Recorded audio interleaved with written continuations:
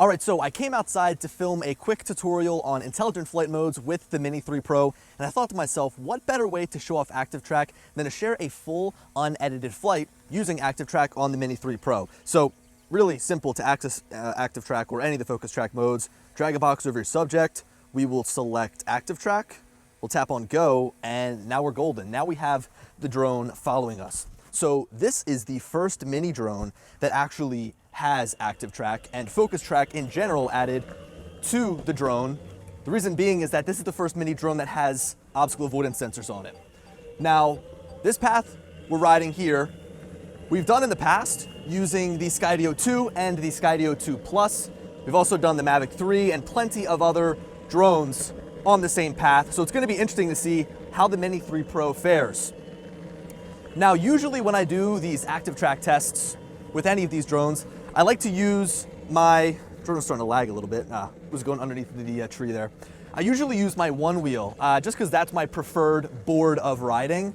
Although, I feel like I can get a little bit more speed out of my boosted board, and I want to see if the Mini 3 Pro can keep up at some faster speeds. Also, I think my one wheel, after my Skydio 2 tracking video, I almost ate it on my one wheel a couple of times because I felt like the motor was going. So we're using the boosted board today, and I think that this scenario, this kind of course that we're going to be riding on, is kind of something that you're going to experience in your everyday use of ActiveTrack with this drone. We've got some good obstacles around, like the trees, so the drone doesn't have just a wide open space to go through. So you're going to be able to see how it fares at, I would say, faster speeds. Probably going to be maxing out at about 15 miles an hour on the board.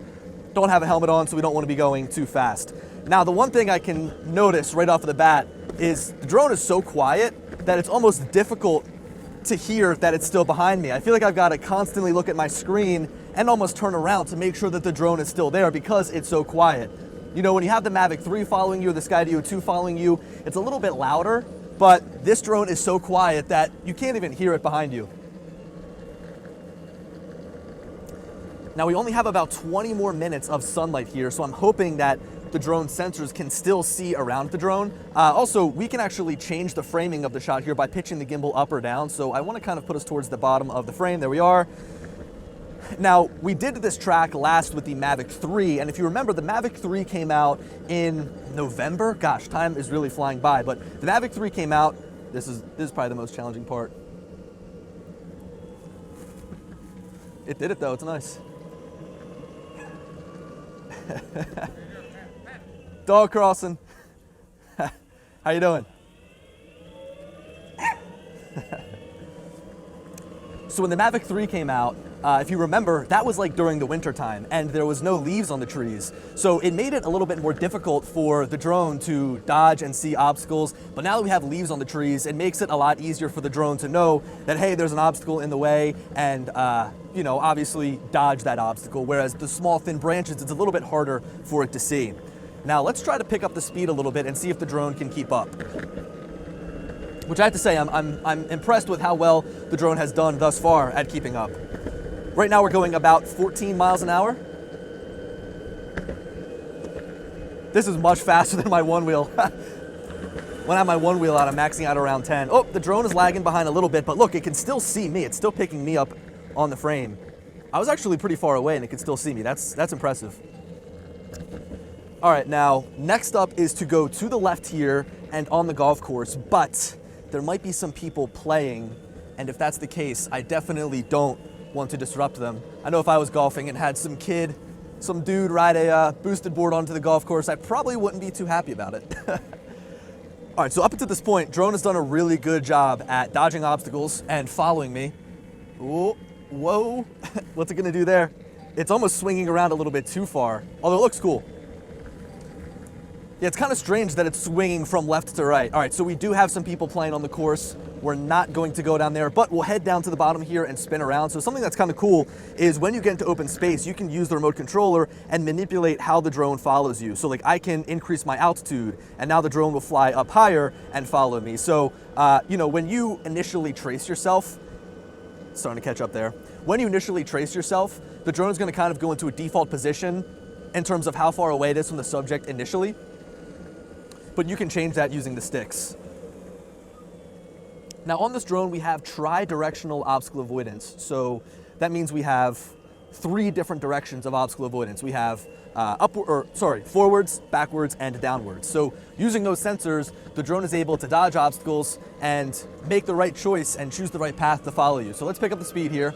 Now I'm gonna leave the drone at this height. I'm not gonna leave it at a lower altitude. We're coming up to some trees here, and obviously the drone is going to be, you know, if it kept flying straight, it would run right into these trees. So let's go ahead and let's see what the drone decides to do. I'm guessing it might get stuck, or it could change its altitude and go down. Let's see, what you gonna do? What you gonna do, Mini 3? It lost me, picked me back up there, cool. So it's anticipating where I'm gonna be at, and it should go around the tree to the left. Nice, cool. I went a little bit slower to give it some help. There it goes, nice, okay. So I'm gonna change the altitude, I'm gonna come down a little bit here. We're kind of going around the same path here. I'm also going to bring it closer to me. So again, I mean, you know, I'm changing all of this directly from the remote controller. So it's nice to kind of have that control when the drone is following you. You know, obviously this is kind of like a hands-off mode. So you could put the remote controller in your sweatshirt pocket. You could maybe create a little lanyard, have it dangle from your neck or down from your waist. And, you know, it would continue to follow you. But it is nice to have that control over the drone using the sticks. So I guess next what we'll do, because there is some pretty tough trees, is we'll make a right here at the stop sign or at the intersection. Now it is going to get a little bit darker coming down this way, so the drone changes altitude, lowers down, and is going to continue to follow me. Now, we're crossing a little bit of a busy road here. Hopefully nobody comes up. If that's the case, I am going to have to just quickly take control and get the drone out of the way so that, of course, we don't cause any accidents here. But we should be in the clear after... Oh. So, all right, all in all, we've now been flying for about 7 minutes. I'm impressed with the flight so far. All right, come on, Mini. Come on, Mini. Mini crosses the street. There we go. Now we're in the clear. So yeah, I mean, up until this point, super impressed with its tracking capabilities. It's making all the right moves to go around a lot of the trees. It's not only changing its direction from left to right, but I've seen it change its altitude.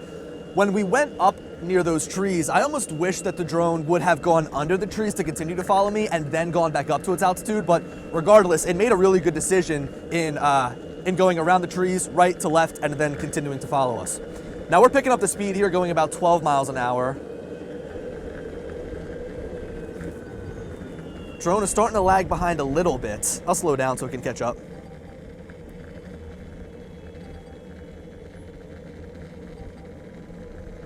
It's getting awfully close to those trees.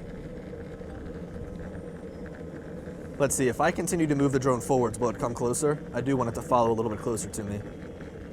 Maybe give it a second to catch up. Oh, drone completely stopped. Now it's coming back. Look, I would say up until this point, since we don't have any crashes, I'm calling this a win so far. Fingers crossed, because you know what, now that I say that, it could just totally crash. Crash and burn. Now these are some fairly low-hanging trees. I mean, the Mini's doing a good job at staying low, following me. I'll make a right here just to kind of change up the scenery a little bit. Actually, you know what? We'll go down and we'll make a right a little bit further up, because that's a dead end to the right.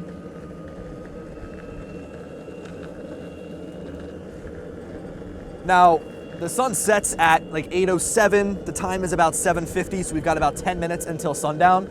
And one thing I was worried about is, with it getting a little bit darker, would the drone continue to be able to see obstacles? Would it see these branches? And so far, I mean, it's keeping its altitude underneath the branches, so it's pretty good. I'm just hoping that we can stay to the left and not get in the way of these people here. We'll go a little bit slower so that they can see the drone.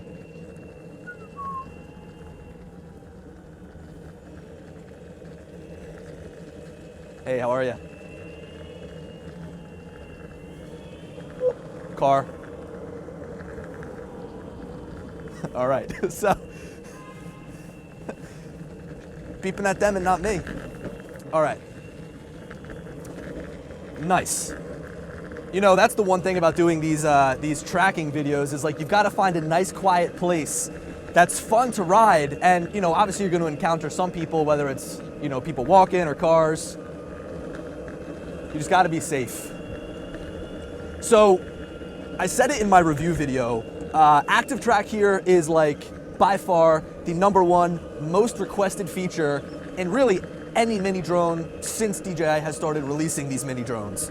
The Mini 1, the Mini 2, the Mini SE, the comment that I get the most on my videos is like, does this drone have ActiveTrack? Can this drone follow me all by itself? Because all these other drones can, and it just sucks that I had to continue to tell people no. The main reason that this drone has ActiveTrack but the others don't, oh look at this nice smooth pavement. Let's pick it up a little bit. So the reason that this drone has ActiveTrack and the others don't is because it has the sensors.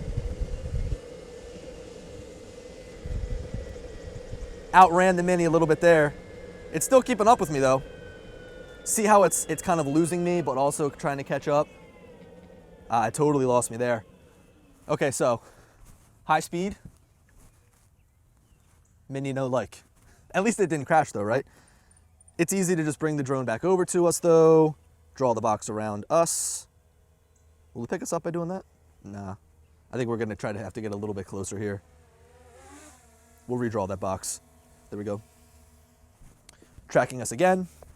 And now we're rolling.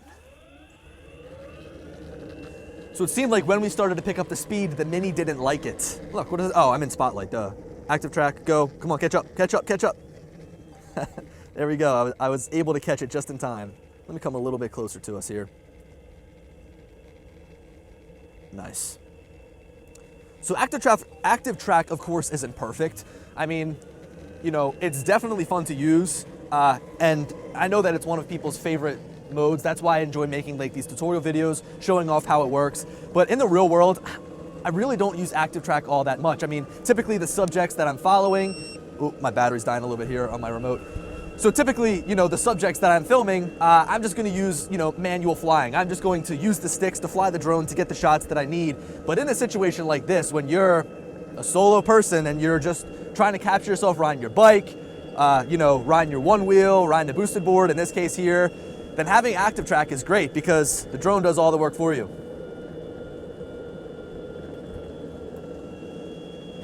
All right, let's make a right here because the drone is gonna have to go around these trees. Doing a little torture test here. What you gonna do, Mini? Oh, it's gonna go under. It made slight work of that. I thought it was gonna get a little bit caught up, but it did a good job.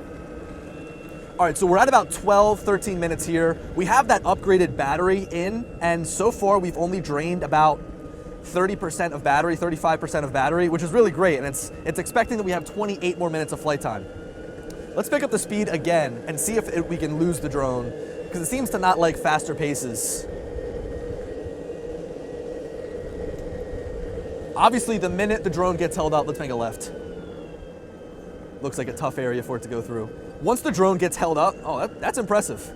It's taking the turns really well. And this is a pretty tight stretch of trees here. Yeah, look, see? It's starting to get held up a little bit. So anytime the drone starts to break just a touch, it's still going to lose us because we start to get further away and then it needs to play catch up. But I'll tell you what, I mean, I'm wearing dark color clothing. I'm wearing a gray sweatshirt on a gray surface, and it's doing a good job at knowing where I am. And the times where I actually lose it, where the drone loses me, and I have to kind of recalibrate and, or what should I say here? What's the right wordage? When the drone loses me and it needs to re-find me, right? It kind of anticipates my pace and it kind of picks me up right where I left off. So look at this, see the drone's kind of swinging around. It's kind of strange. I notice when it takes turns, it's very lofty from left to right. All right, so what do you say we go up here, we make a left, and then we will stop our ActiveTrack testing here. We've gotten this far, we've burnt about half of a battery here, and the drone's done great. I mean, it lost us once. I may have been babying it a little bit, but I have been trying to give it the hardest terrain possible. I mean, obviously ActiveTrack works the best. We got a car here. Let's see what he's gonna do. If he makes a left, no, he's gonna keep going straight. You know, I mean, ActiveTrack is definitely best used in a nice open environment, like a space where there's no obstacles whatsoever. But of course, you wanna see it in an area where there are obstacles to know if it's gonna work. So right there was a false brake. I mean, the drone is right in the middle and it just slammed on the brakes. I've noticed that happen a couple of times. I guess better to be safe than sorry, but then it's gotta play catch up and fly faster. So yeah, I mean, ActiveTrack definitely best used on a larger or a more open environment. But hey, I think that this has been a fairly good test. It's a little bit weird riding the boosted board after having rid the one wheel so much, because you don't lean to go, you just use the remote controller. So up here, if we make a left, we'll be back on that smooth pavement, and that'll be a good spot for us to end the video. Actually, you know what? There's a person there. I don't want to risk having the drone go around her, so we'll just end the video right here. So, pretty good. I mean, drone didn't crash, so obviously that's a good thing. Of course, people would probably like to use ActiveTrack for the drone following them and following them around doing stuff, so the drone still does a good job at doing that. And for me, personally, I'm really not worried about it hitting anything because it has all the sensors that it needs, forwards, backwards, and downward sensors. It is making little left and right movements, but those movements really aren't going to warrant a crash. And yeah, the drone did a really good job at dodging obstacles. So hopefully you guys enjoyed the video. Definitely stay tuned for some more Mini 3 Pro content here in the future. Hopefully, you know, this kind of answered some questions that you might have had on ActiveTrack. I think that there's no better way than just showing it in action. So anyway, guys, thank you so much for watching the video, and we'll see you in the next one. Peace.